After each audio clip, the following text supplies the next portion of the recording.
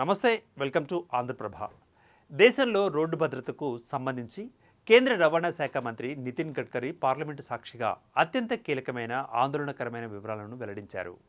జాతీయ రహదారులపై జరుగుతున్న ప్రమాదాలు, మరణాల సంఖ్యపై ఆయన విడుదల చేసిన గణాంకాలు దేశంలో ప్రయాణాల భద్రత ఏ స్థాయిలో ఉన్నాయో స్పష్టమైన చిత్రాన్ని ఇస్తున్నాయి.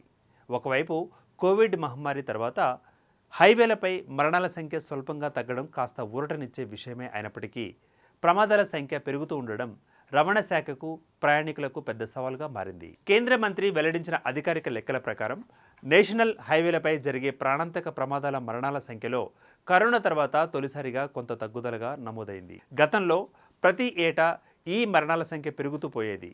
కానీ 2025 నాటికి వచ్చేసరికి హైవేలపై ప్రాణాలు కోల్పోయిన వారి సంఖ్య సుమారు 4% తగ్గి 62,122కు చేరుకుంది.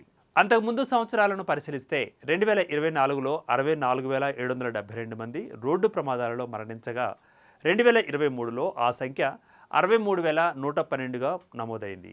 ఈ లెక్కలను బట్టి చూస్తే 2025లో మృతుల సంఖ్య తగ్గడం ఊరటనిచ్చే పరిణామమే అయినా కోల్పోతున్న ప్రాణాల విలువను బట్టి చూస్తే ఇది ఇంకా ఆందోళనకరమైన సంఖ్య అని చెప్పుకోవచ్చు. మరణాలు తగ్గిన మరోవైపు రోడ్డు ప్రమాదాల సంఖ్య వేగంగా పెరుగుతుండడం కలవరపెడుతోంది. 2025 సంవత్సరంలో దేశవ్యాప్తంగా జరిగిన మొత్తం రోడ్డు ప్రమాదాల సంఖ్య అంతకుముందు ఏడాదితో పోలిస్తే 5.30% పెరిగింది.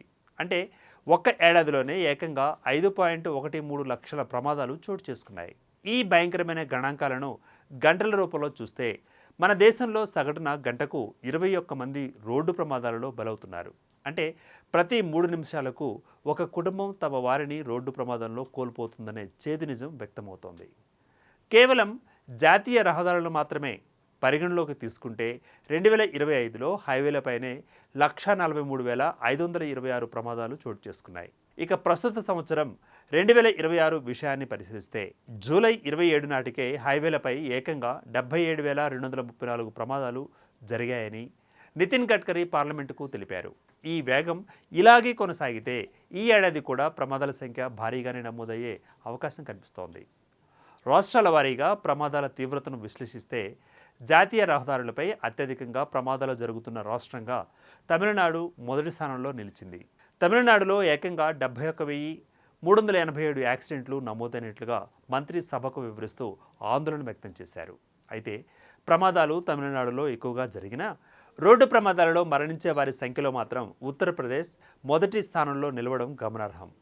2025లో ఒక్క ఉత్తరప్రదేశ్లోనే ఏకంగా 27,550 మంది రోడ్డు ప్రమాదాల వలన ప్రాణాలు కోల్పోయారు.